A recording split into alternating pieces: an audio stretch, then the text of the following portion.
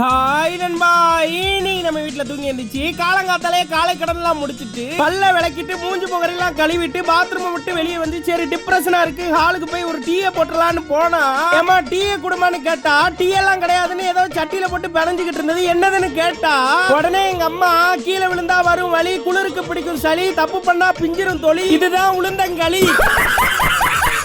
அருமக கூட இதை திங்க மாட்டேங்காத பார்த்தா ஜெயில குடுக்குற உண்டக்கட்டி மாதிரி இருக்குன்னு லூசு பயல. இப்ப அடிக்கிற வெயிலுக்கு இது எவ்வளவு உடம்புக்கு குளிர்ச்சின்னு தெரியுமா? சாப்பிட்டு பாருன்னாங்க. எடுத்து ஒரு பைட்டு வச்சா கருப்பட்டி கிருப்பட்டி போட்டு பசஞ்சிருக்காங்க. அவ்வளவு ஒரு சாப்பிட்டா தரமா இருந்தது. அதோட அந்த உளுந்தோட காம்பினேஷன் இருக்கே மிரட்டி விட்டுருச்சு. பாத்ரூம்ல போய் குளிச்சுட்டு ஃப்ரெஷ் ஆகி ட்ரெஸ் போட்டு எறா அந்த மாதிரி குழந்தை அறா நாள் அதிகமோ